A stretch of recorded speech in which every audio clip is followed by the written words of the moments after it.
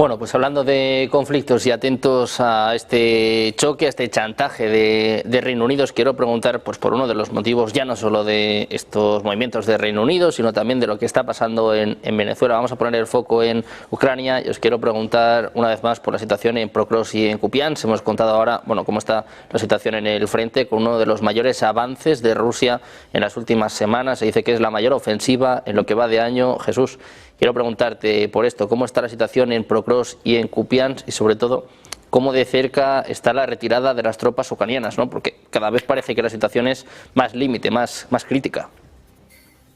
Sí, mira, yo recuerdo que en el año 2015 el profesor John Mearsheimer, que es conocido en las relaciones internacionales como el impulsor principal del realismo ofensivo, que habla de los esquemas de supervivencia y que te llevan precisamente en un contexto del mundo anárquico, te llevan a armarte hasta los dientes para supervivir, decía que lo peor que su gobierno, Estados Unidos, estamos hablando del año 2015, en una conferencia en la Universidad de Chicago que se hizo muy viral, Sergio, si Estados Unidos hacía creer a Ucrania que se tenía que enfrentar a Rusia para recuperar Crimea y también para poner fronteras rígidas, lo único que iban a hacer era pues mandarlo al suicidio. Es decir, si desde aquella época con el acuerdo de Minsk no se solucionaban las cosas y Ucrania no pacificaba sus bombardeos al Donbass, que recordemos que apenas llevaban un año con esta guerra interna, cuando todavía pues el Donbass se consideraba parte de Ucrania, iban a mandar a los ucranianos al suicidio. Y Poroshenko en aquel momento, pues lejos de parar los ataques al Donbass y a las zonas de población de ascendencia rusa y ruso parlante, culturalmente rusa, pues sí se intensificaron. Y en ese contexto después se reconoció que pues los acuerdos de Minsk solo servían para ganar tiempo mientras la OTAN profesionalizaba al ejército ucraniano. Esto lo dijo Jens Stoltenberg, el ex secretario de la OTAN, lo dijo también François Hollande de Francia y lo dijo también Angela Merkel, posteriormente ya como exfuncionaria. En ese contexto, el tiempo le ha dado la razón a Mearsheimer, porque a la luz de lo que vemos en Kupiansk y principalmente en Pokrovsk, en donde se ha ido hasta una séptima parte de todo el presupuesto ucraniano proveniente de la OTAN, de Estados Unidos y el Fondo Monetario Internacional, en todo el frente.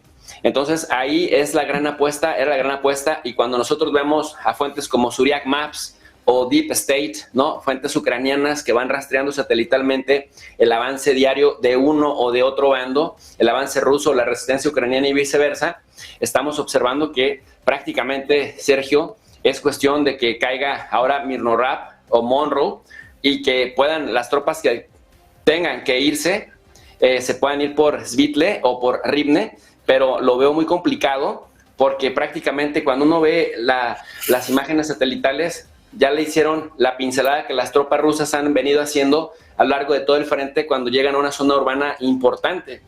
Hay generales y hay coroneles ya en retiro que sostienen, de diferentes nacionalidades, principalmente de países occidentales, que sostienen que están mandando a la muerte a miles de soldados jóvenes, sobre todo, algunos experimentados, algunos sin tanta experiencia, para ganar tiempo. La pregunta es, ¿tiempo para qué? Si en estos momentos lo que estamos observando es que, a pesar de que Zelensky parece estar desconectado de la realidad, Ucrania es un muerto como Estado soberano, un muerto viviente, amputado de su soberanía, porque independientemente de que Rusia le sigue quitando territorio, Europa y Estados Unidos le han quitado soberanía. Y con el tema de la Agencia Nacional Anticorrupción, Sergio, si en algún momento juegan la carta de incorporar a Ucrania a la Unión Europea, pues con el asunto de que Ucrania es un país con una política bastante corrupta, le van a tener, pues ahora sí que bastante condicionado. Entonces,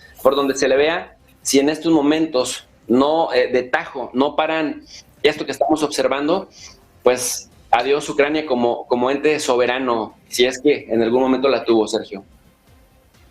Bueno, pues un momento crítico para Ucrania, un momento en el que el foco está puesto en Pokrovsk, también, bueno, como decimos, ¿no? Tiene mucho que ver con lo que está pasando en Venezuela, con lo que está haciendo ahora Reino Unido. Carlos, ¿cómo ves la situación en el frente y qué puede pasar una vez que caiga Pokrovsk?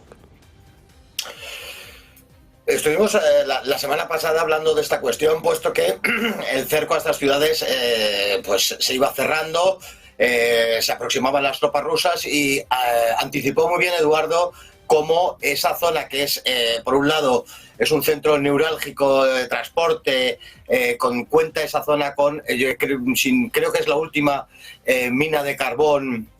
Es un centro energético importante y es un nudo logístico de primer orden, y que podían caer después de conquistar estas poblaciones, podían ir bien a Odessa, bien a Kharkov. Después de todo esto, pues se reafirma todo aquel análisis. Yo lo que entiendo es que el fin de la guerra, que ya había terminado, sabía que Ucrania no podía ganar la guerra, esto acelera el fin de la guerra. Pues yo creo que sí, por una parte, e incluso me atrevo a ir más lejos. Yo creo que hace mucho tiempo que Zelensky es consciente de todo esto. Los apoyos con los que cuenta Ucrania cada vez son menores. Yo entiendo que está muy próxima la huida de Zelensky de Ucrania, que seguramente, y de eso sí lo he mantenido desde hace mucho tiempo, se irá al Reino Unido a vivir cómodamente. Yo creo que esto acelera enormemente el final de la guerra. El coste ha sido alto también para los rusos.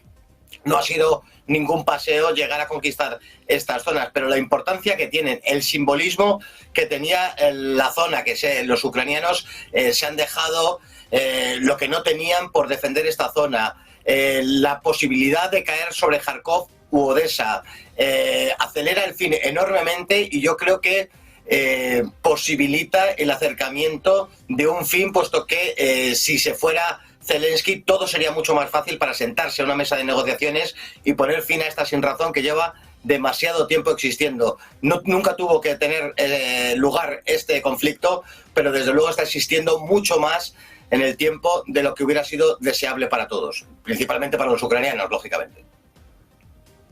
Bueno, pues un momento fundamental para el devenir de este conflicto, un momento en el que, como decimos, estamos mirando sobre todo estos dos bastiones, ¿no? A Pokrovsk y a Kupiansk. Eduardo, quiero saber también cuál es tu opinión, qué opinas de este análisis también de Carlos, que dice, bueno, pues que la huida de Zelensky puede estar próxima. Igual también tiene que ver con esta noticia que comentábamos antes, ¿no? Con este movimiento de Reino Unido para presionar a Donald Trump.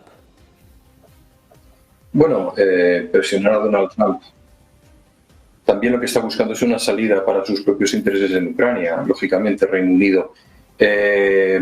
La pinza se está cerrando, está muy próxima. Esto recuerda la famosa Operación Urano sobre Stalingrado, en donde por cabezonería de Hitler pues perdió la florinata de su sexto ejército, que era lo mejor que tenía, ¿no? No tendría sentido en una guerra que ha sido una guerra de movimientos, en donde no es tan importante la ocupación de un territorio como otro, no es tan importante como el daño que podías hacer a las tropas enemigas. Así se ha desarrollado la guerra de Ucrania, ¿verdad? En realidad es más parecido a una guerra en el mar que una guerra sobre tierra, porque es una inmensa estepa, muy fértil, pero una inmensa estepa, en donde lo que se valora sobre todo es el daño.